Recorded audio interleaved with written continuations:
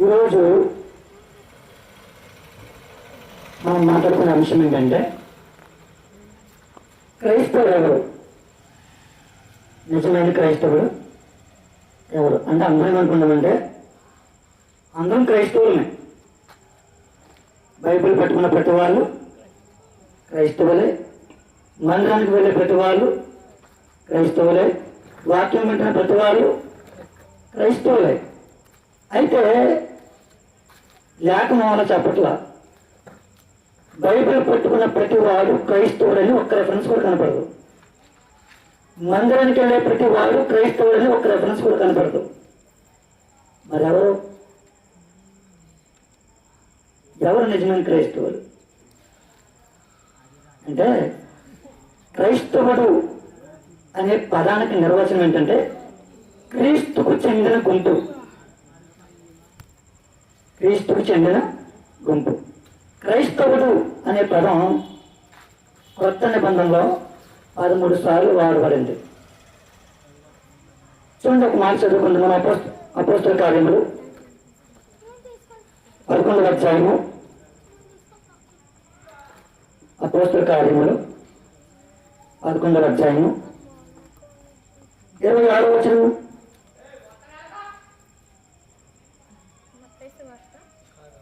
అపోస్తల కార్యములు 11వ అధ్యాయం 26వ వచనం.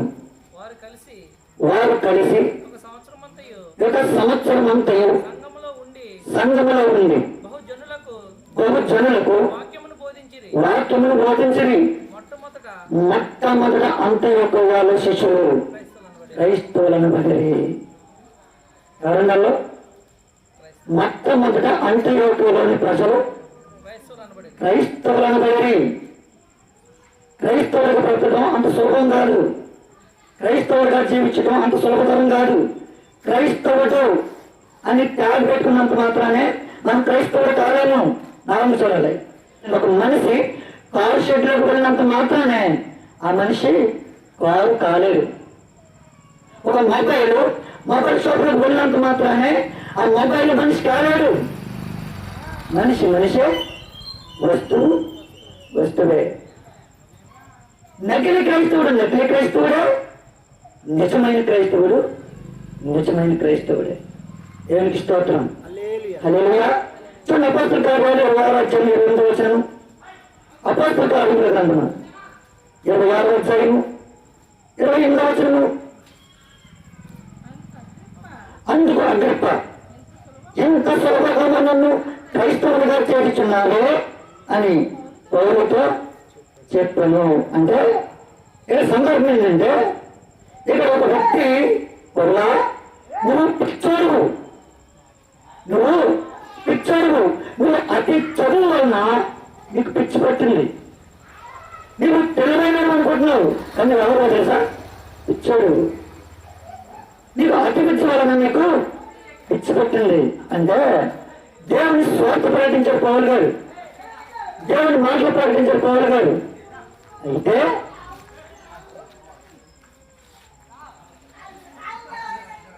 అందుకు అగ్రిప్ప, ఎంత సులభంగా నేను క్రైస్తవులుగా చేస్తున్నాను అని పౌలుతో చెప్పాను. అంటే అంత సులభంగా క్రైస్తవులకు అంత సులభమా? క్రైస్తవులుగా బ్రతకడం అంత సులభమా? క్రైస్తవులుగా జీవించడం అంత సులభమా? ఒకసారి నా చూడాలి. అందరూ క్రైస్తవుడు అంటే దొంగ కొట్టేవాడు క్రైస్తవుడు కాదు, మందు కొట్టేవాడు క్రైస్తవుడు కాదు, సీరియల్ చూసేవాడు క్రైస్తవుడు కాదు, సినిమా చూసేవాడు క్రైస్తవుడు కాదు, హత్య చేసేవాడు క్రైస్తవుడు కాదు, దొంగతనాలు చేసేవాడు క్రైస్తవుడు కాదు, జేబులు కొట్టేవాడు క్రైస్తవుడు కాదు. ఎంత సులభంగా నేను క్రైస్తవుడు చేయగలంటే అంత సులభంగా క్రైస్తవుడు అంటే అంత సులభంగా నేను అడుగుతున్నాను. బైబిల్ పెట్టుకున్నాం, క్రైస్తవుడు కాలేము. మందిరానికి వెళ్ళాం, క్రైస్తవుడు కాలేము. పాటలు పాడాము, క్రైస్తవుడు కాలేము. ఆరోగ్యం చేశాము, క్రైస్తవుడు కాలేము. నామంశండి, దృష్టి మళ్ళించండి. ఒక చిన్న ఉదాహరణ చెప్తాను. ఇవి ముత్యాలు, దేవుని మాటలో ముత్యాలని చూడండి మీరు సరిపోతుంది. ముత్యాలు పడుతుంటే అపవాదిగా ఏదో గెలుపులు చేస్తుంటాడు.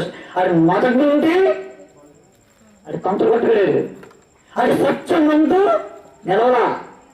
అది స్వభావాన్ని ఖచ్చితంగా ఉపయోగిస్తాడు. కానీ దేవుణ్ణి ఆరాధించినట్టు మాత్రాన మనం క్రైస్తవులము కాలేము. మరి క్రైస్తవులు మనం ఎప్పుడు కాగలం? ఎలా క్రైస్తవులుగా కాగలం అంటే సమాజంలో క్రైస్తవుడు అనే పేరు విలువ తగ్గిపోతుంది. ఎందుకు తెలుసండి? బ్రతకలేకపోవటం వల్ల. ఒక క్రైస్తవుడు సమాజానికి క్రీస్తుని చూపించాలి. కానీ క్రైస్తవుడు సమాజానికి ఏం చూపిస్తాడు తెలుసండి? ఈడు సినిమాకి వెళ్తాడు, ఆడు మందిరానికి వచ్చిన తర్వాత ఈడు పాడుకు వెళ్తాడు, ఆడు పాడుకు వెళ్తాడు. ఇద్దరు ఒకటే. మందిరానికి వచ్చిన తర్వాత ఆడవారికి ఒక చోట కూర్చుని తమ్ముకుంటాడు, ఈడు కూడా పేరుకి క్రైస్తవుడు, పేరుకి బైబిల్ పట్టుకుని అచ్చి బాబు బైబిల్ గ్రంథం తొక్కకూడదమ్మా, తొక్కకూడదు. ఎప్పుడు మందిరాలు మనం చూపు తొక్కకూడదు. దాని తర్వాత ఇంటికి వెళ్ళాక నీ గ్రంథాన్ని ఓట్లు పెడతావు, నీ గ్రంథం నెట్టుకెళ్ళి తల్లిదండ్రి కింద పెడతావు, నీ గ్రంథం నెట్టుకెళ్ళి మౌన పడేస్తావు. ఈ వారమంతా తిరిగి తోడు సుఖించున్నావు. మళ్ళీ ఆగలారా ఎలాగలా తిరుగుతావు, మళ్ళీ వచ్చేస్తావు. అది క్రైస్తవుల లక్షణం కాదు. అంతమంది అనుకుంటారు, ఎన్ని దానాలు చేశానండి, ఎన్ని మంచి కార్యాలు చేశానండి, ఎన్ని గొప్ప కార్యాలు చేస్తాను, పర్వాజంటి వెళ్ళటకు ఇవేమైనా అడ్డా? నేను ఇన్ని గొప్ప గొప్ప పేదవారికి ఆహారం పెంచాను, వస్త్రహీనులకి వస్త్రాలు ఇచ్చాను, నా గ్రామంలో ఉన్నటువంటి అవయవాలు కొంతమందికి పెంచాను. నేను పర్వక రాజ్యానికి వెళ్ళటకు ఆటంకమా? కొంతమంది అనుకుంటూ ఉంటారు ఆటంకమే. యెషయా దేవుడు చెప్పాడు, తీయక్కర్లేదండి. యెషయా 64:6 మీ నీతి క్రియలు మురికి కొట్టలు, మీ నీతి క్రియలు మురికి కొట్టలు. నువ్వు అనుకుంటున్నావు అవి నా తండ్రి గారు కనపడుతుంది తెలుసా? మురికి పుట్ట. అస్సలు పట్టించుకున్నాను. మరి ఎలా క్రైస్తవుడు కాగలరు? ఎలా? అద్భుతమైనటువంటి సందర్శించాడు దేవుడు. తీతుకు రాసిన పత్రిక 3:5 తీతుకు రాసిన పత్రిక 3:5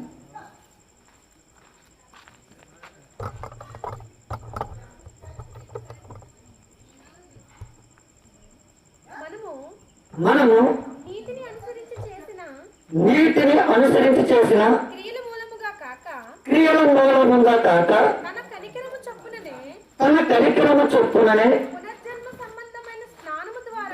ఏ జన్మన్నా పునర్జన్మ సంబంధమైన స్నానము ద్వారాను. చాలండి. ఎలా మనం క్రైస్తవులు ఎలా మారగలం తెలుసండి? పునర్జన్మ సంబంధమైన స్నానము ద్వారా మార్చగలం. ఎప్పుడు అంటే పాపాన్ని ఒప్పుకున్నప్పుడు. ఎప్పుడు నువ్వు క్రైస్తవులుగా మారగలవంటే ఎప్పుడైతే పాపాన్ని ఒప్పుకుంటావో అప్పుడు పశ్చాత్తాపడతావు. ఎప్పుడైతే పశ్చాత్తాపడతావో అప్పుడు పాపాన్ని గ్రహిస్తావు. ఎప్పుడు నువ్వు పాపాన్ని గ్రహిస్తావో నేను క్షమించడం అడగలుగుతావు. ఎప్పుడైతే నువ్వు అడగలుగుతావో దేవుడు క్షమించడానికి ఇష్టపడతాడు. ఎప్పుడైతే ఇష్టపడతాడో నీకు బాప్తిసం పొందుకోవాలని ఆలోచన పడుతుంది.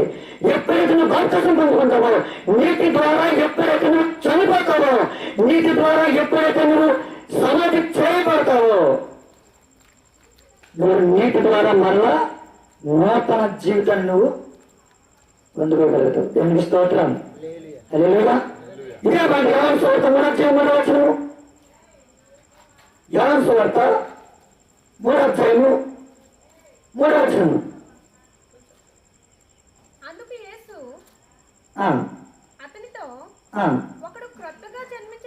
ఒకసారి 2 నుంచి చదువుతారా? అతడు రాత్రి అందు అతని ఎద్దకు వచ్చి బోధకుడా, నువ్వు దేవుని యొద్ద నుండి వచ్చిన బోధకుడు వరిని వెళ్ళము. దేవుడు అతనికి తోడగిందని కానీ నువ్వు చేయొచ్చిన సూచక్రియలను ఎవరు చేయలేదని ఆయనతో చెప్పును. అందుకే సదుతో ఒకరు కొత్తగా జన్మించితేనే కానీ అతడు దేవుని రాజ్యమును చూడరని నీతో నిత్యముగా చెప్పుచున్నాను నేను. ఎవరు అతను అడిగింది? ఎవరు తెలిసింది? ఎవరు అడిగింది? ఎవరు? నికోదేము. నికోదేము ఎవరు? పరిసయ్యుడు. నికోదేము ముసలివాడు, పెద్దవాడు. ఎప్పుడు వచ్చాడు? రాత్రి వేళ. ఎందుకు వచ్చాడు? నాకంటే చిన్న వ్యక్తి ఇంత అద్భుతమైనటువంటి మాటలు మాట్లాడుతున్నాడే, నాకంటే చిన్న వ్యక్తి ఎంత ఆశ్చర్యకరమైనటువంటి మాటలు మాట్లాడతాడని తన్ను తాను తగ్గించుకొని వచ్చి, అయ్యా ఎలా ఎలా నా బ్రతుకు మారాలంటే ఎలా, నా జీవితం మారాలంటే ఎలా, దేవుని రాజ్యాన్ని స్వతంత్రించుకోవాలంటే ఎలా ఎలా అని ఒక ప్రశ్న నికోదేముకు వచ్చింది. అడిగాడు. దేవుడు చెప్పాడు, ఒకడు కొత్తగా జన్మించాలి. కొత్తగా జన్మించాలంటే నా వయసు ఏమైనా ముసలి మరలా ఇప్పుడు చచ్చిపోయి మళ్ళీ తల్లి కడుపులోకి వెళ్ళి మరలా పుట్టాలి ప్రభా అన్నప్పుడు దేవుడు చెప్పాడు, ఒకడు నీటి మూలముగాను ఒకడు ఆత్మ మూలముగాను పుడితే పరలోక రాజ్యాన్ని స్వతంత్రించుకుంటావు. నువ్వు నీటి ద్వారా పుట్టు, మారు మనసు పొందు, పశ్చాత్తాపడు, దేవుణ్ణి అడిగి బాప్తిస్మం పొందుకో, నీ పాపములు కడిగి వేసుకో. నూతన జన్మ ద్వారా మనం క్రైస్తవుడు అవగలం. పశ్చాత్తాపడుతూ పడటం ద్వారా మనం క్రైస్తవుడు అవగలం. అదే మాట పేతురు రాసిన మొదటి పత్రిక 1:23 మాట్లాడాడు. నాకు సమయం తక్కువ ఉంది కాబట్టి కొంచెం తొందరగా వెళ్తున్నాను. పేతురు ఆమె చదవండి. దేవుని వాక్యము మూలముగా ఏ బీజం అండి? అక్షయ బీజము నుండి పుట్టింపబడిన వారు కాక. చాలండి. ఎలా దేవుని రాజ్యంలో పొందాలంటే అలా అక్షయ బీజం. ఈ శరీర సంబంధమైనది కాదు, అది ఈ లోక సంబంధమైనది కాదు, అది దేవుని సంబంధమైనది. అది అక్షయ సంబంధమైన బీజం అని దేవుని వాక్యము తెలియస్తుంది. ఇది అందరి వాళ్ళని కలిగింది కాదు, అందరి వాళ్ళని కలిగింది కాదు. పరలోకం నుంచి దిగి వచ్చిన వారు చెప్పగలిగినటువంటి ఒక రక్షణ. నీలాంటి సాధారణమైన వ్యక్తి, నాలాంటి సాధారణమైన వ్యక్తి ఇచ్చేది కాదు. ఇది పరలోక సంబంధమైనటువంటి విషయం. ఇది చిన్న విషయం కాదు. పునర్జన్మ సంబంధమైనటువంటి విషయం అంటే చిన్న విషయం కాదు. చిన్న విషయం అనుకున్నారు ఎవరో యూదులు, రామ ప్రభుత్వం. చిన్న విషయమే. ఏదో ఒక వ్యక్తి వచ్చాడు, ఏదో కొన్ని మాటలు చెప్పాడు, ఏదో కొన్ని కార్యాలు చేశాడు, మమ్మల్ని ఎదిరించాడు, చంపేశాం, అంతేనా? రోమన్ అనుకున్నట్టు, యూదులు అనుకున్నట్టు అంతేనా? అంతేకాదు. చూడు అపోస్తలుల కార్యములు 2:38. అపోస్తలుల కార్యములు 2:36. అమ్మ 36 చదువుతారా? మీరు సిలువ వేస్తున్న యేసుని దేవుడు ప్రభువుగాను క్రీస్తుగాను నియమించును. ఇది ఇశ్రాయేలు వంశమంతయు రూటుగా తెలుసుకొనవలనని చెప్పాను. వారి మాటలని హృదయంలో నొచ్చుకుని చాలండి. మొదటి వర్తమానంలో మా సహోదరులు చెప్పారు, హృదయంలో నొచ్చుకుని పేతురు ప్రసంగం చేస్తున్నారు. ఎప్పుడు? పరిశుద్ధాత్ముడు ఈ భూమి మీదకి వచ్చినప్పుడు. ఎంతమంది ప్రజలు ఉన్నారు? అనేక మంది ప్రజలు, అనేక మంది దేశముల ప్రజలకు ఉన్నారు. ఉన్నారా? లేదండి. చాలా మంది దేశ ప్రజలు అనేక భాషలు అక్కడ జరిగి అనేక తొందరగా అనేక మంది అక్కడ ఉన్నారు. వాళ్ళందరూ దేవుడు ఏం చెప్పారు తెలుసా? మన మధ్యలోకి వచ్చినటువంటి క్రీస్తుని, మన కొరకు వచ్చినటువంటి క్రీస్తుని పరలోకాన్ని విడిచిపెట్టి ఈ భూమి మీదకి వచ్చినటువంటి క్రీస్తుని మీరు ఏం చేశారు తెలుసా? సిలువేసి చంపేశారు, సిలువేస్తారు. ఆయన చేతులకు గాయాలు, ఆయన కాళ్ళకు గాయాలు కట్టారు, అలా చేతులతో కొట్టారు, తలపై ముళ్ళు కెరటం పెట్టారు, ఆయన ముఖంపై మీరు ఉమ్మేశారు. ఆయన ఎవరు తెలుసా? నీవు నేననుకున్నటువంటి సాధారణమైన దేవుడు కాదు. ఆయన పరలోకం నుంచి వచ్చినటువంటి దేవుడు. దేవుడు అనుటకు ఆయన మాత్రమే అర్హుడు. స్వార్థ ప్రకటించినప్పుడు వాళ్ళ హృదయంలో నొచ్చుకున్నారంట. పుట్టినట్లు ఏమన్నా చూడండి సరే, హృదయంలో నొచ్చుకోలేను, పుట్టినట్లు పుట్టించుకున్నారంట. అదే మాట ఆది కాండము 8 నాలుగు మాట్లాడినప్పుడు వాళ్ళు హృదయంలో పొడుచుకున్నారంట, స్వార్థం ఉన్నారు. అవునా? ఏంటి? మా గురించి వచ్చినటువంటి ప్రవక్తని, మా గురించి వచ్చినటువంటి దేవుణ్ణి, నాకు మోసే చెప్పినటువంటి ప్రవక్తని, అనేక మంది ప్రవక్తలు ఈ భూమి మీదకి ఒక దేవుడు మానవ శరీరం ధరించుకుని వస్తాడున్నటువంటి ప్రవక్తను మేము చంపేసమ్మా. మరి ఏం చేయాలి ఇప్పుడు అంటే పేదలు ఒక అద్భుతమైన సందేశం ఇచ్చారు. మారు మనస్సు పొందండి, ప్రతి వాడు యేసు నామమున బాప్తిస్మము పొందండి అని చెప్పారు. ఇంచుమించు 3,000 మంది బాప్తిస్మం పొందారు. దేవుడికి స్తోత్రం. హల్లెలూయా. అంత సులభమా క్రైస్తవుడికి బతకటం అంటే? ఎప్పుడు కాగలవు? నువ్వు సమాజానికి క్రీస్తు నీ మీద ఆశపడ్డాడు, నువ్వు సమాజంలో క్రీస్తుని నువ్వు చూపిస్తున్నాను ఆశపడ్డాడు. కానీ ఆశలన్నీ మనం ఏం చేస్తాం? అడిగాసలు చేస్తాం. వాళ్ళు అలాగే చెప్తారా? పాస్టర్ గారు అన్న కల చెప్పరేంటి, వాక్యం అన్న కల చెప్పరేంటి, వాళ్ళు అలాగే చెప్తారు. సర్ప సంతానమా, రాబో కుటుంబం తప్పించుకునేటప్పుడు మీకు బుద్ధి చెప్పుకోవాలి ఎవరు?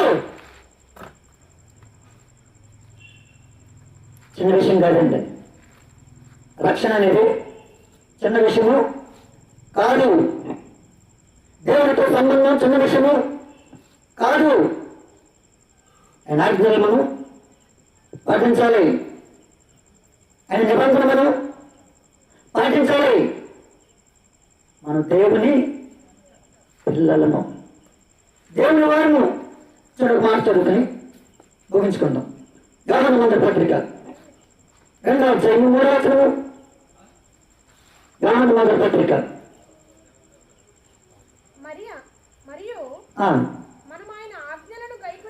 మనం ఆయన ఆజ్ఞలను గైకొనిన ఎడల దీని వలననే ఆయన ఎరిగి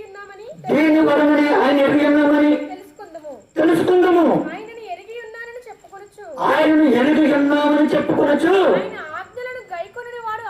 ఆయన ఆజ్ఞలను గైకొని వాడు అబద్ధికుడు, ఆయనలో సత్యము లేదు. అబద్ధుడు, మోసం.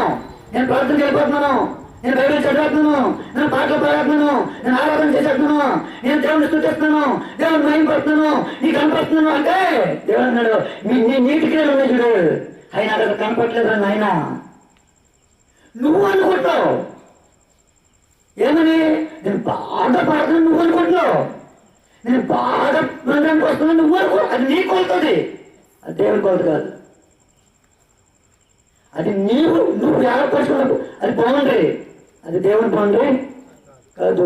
ఎవడైతే క్రీస్తుని పోలి బతుకుతాడో ఈ వేద గ్రంథాన్ని పట్టుకుని అనేకులు సమాజ మధ్యలో ఏసు దేవుని పట్టుకుంటాడో ఆ నిజమైన క్రైస్తవుడు. దేవునికి స్తోత్రం. హల్లెలూయా. చిన్న ఉదాహరణ చెప్పి నేను ముగించేస్తాను. సహోదరుడు సువన్ రాజు గారి కదా పేరు. అబ్రహాం గారికి లోతు 6 మంది కాపులకి 1,000 మంది కాపులకి గొడవైంది. అబ్రహాం గారు అన్నారు నీకు నాకు వైరమొద్దు, మనమిద్దరము నువ్వు తూర్పుకి వెళ్ళామనుకో నేను పడమడికి వెళ్తా, నువ్వు ఉత్తరానికి వెళ్ళామనుకో నేను దక్షిణకి వెళ్తా, నీ ముందు మొత్తం ఉంచా, నువ్వు ఎటు కావాలంటే వెళ్ళు అన్నారు. లోతు ఎలా చూసి అబ్బబ్బా పచ్చగా బలే ఉన్నాయి, నీళ్లు ఆహారము సమృద్ధి అనుకున్నట్టు వెళ్ళిపోయాడు, బాగుందని వెళ్ళిపోయాడు. అలా వెళ్ళిన కొన్ని సంవత్సరాలకే ఆ ప్రాంతము అగ్ని గంధకాలతో కాల్చబడిన ప్రాంతం. ఎలా అయిందో ఆ ప్రాంతం అగ్ని గంధకాలతో కాల్చబడింది. అబ్రహాం చెప్పాడు నువ్వు ఇటు వెళ్తావా నువ్వు ఇటు వెళ్తా, నువ్వు ఇటు వెళ్తావా నువ్వు ఇటు వెళ్తా. కానీ లోతు ఏం కోరుకున్నాడు తెలుసా? పాడైపోయే పట్టణాన్ని కోరుకున్నారు. మనం కూడా అంతే. దేవుడు మనము మన ముందు వచ్చాడు. దేవుడు ఎటు వెళ్ళాలి ఒక మంచి నిర్ణయం తీసుకున్న తరుణం ఇది. ఒక మంచి క్రైస్తవుడిగా దేవుడిని చూడాలనుకుంటున్నాడు. ఒక మంచి క్రైస్తవుడిగా దేవుడిని చూడాలనుకుంటున్నాడు. నువ్వు ఒప్పుకుంటే ఈరోజు నిన్ను ఒక మంచి క్రైస్తవుడిగా నిలబెడదాం అనుకుంటున్నాడు ఆయన. దేవుడు తన పిల్లలతో మాట్లాడే స్వభావం ఏంటి తెలుసా? నా బంగారం అని మాట్లాడాడు ఆయన. నా బంగారం నువ్వు. మట్టి కటమలో ఐశ్వర్యం ఉంది. నా బంగారం నువ్వు. నా మాటను నా లా బ్రతుకు, నన్ను చూపించే బ్రతుకు. అనేక మందికి దేవుని మాటలు చెప్పు. నిజమైన క్రైస్తవుడిగా నిన్ను నువ్వు నిరూపించుకో. నకిలీ సమాజంలో నేను కూడా నకిలీగా బతికితే దేవునికి మహిమేంటి? దేవుడికి కలిసి వచ్చేది ఏంటంటే, పాడైపోయిన సమాజంలో అబ్రహామునైనా పాడైపోయిన అనుకోలే. పాడైపోయిన సమాజంలో నేనైనా దేవుని కొరకు నిలబడ్డాడనుకున్నాడు. పాడైపోయిన సమాజంలో నేను కూడా పాడైపోవాలని నవ్వు అనుకోలా. పాడైపోయిన సమాజంలో నేనైనా దేవుని కొరకు నిలబడాలనుకున్నాడు. పాడైపోయిన సమాజంలో దావీదు నేను కూడా పాడైపోవాలనుకోలా. పాడైపోయిన సమాజంలో నేను కూడా క్రీస్తు కొరకు బ్రతకాలనుకున్నాడు. ఈరోజు దేవుడు నిన్ను నన్ను అడుగుతున్నాడు, పాడైపోయిన సమాజంలో పాడైపోతావా? నన్ను సమాజంలో చూపిస్తావా? నిజమైన క్రైస్తవులు బతుకుతాం. నకిలీ మనస్తత్వం విడిచిపెడదాం. దేవుడి పరలోక పట్టణాన్ని పొందుకుందాం. అనేక మందిని వర్షలోకి నడిపెడతాం. అట్టి కృపదనిత దేవుడు మనకు అనుగ్రహించిన గాక. ఆమేన్. ఈ మాటలు దేవుడు మన ఇంట్లో ఫలింపు చేయను గాక. ఆమేన్. చిన్న ప్రార్థన. స్తోత్రములు తండ్రి, నీకు వందనాలు. మొదటి వర్తమానం ద్వారా నీతో ఆశతో మాట్లాడాడు. రెండో వర్తమానం ద్వారా నాతో మాట్లాడి మమ్మల్ని అందరినీ సరి చేసే ప్రభావ నిజమైన క్రైస్తవుడిగా బ్రతకాలని ఈ రోజు మేము కోరుకుంటున్నాం. ప్రతికేళ సహాయం దయచమని కూడా వచ్చిన బిడ్డలందరూ కూడా దీవించమని యేసు నామములో ప్రార్థన చేస్తున్నాము తండ్రి. ఆమేన్. అందరికీ వందనాలు. దేవుడు మిమ్మల్ని కుటుంబంలో దీవించిన దాకా. ఆమేన్.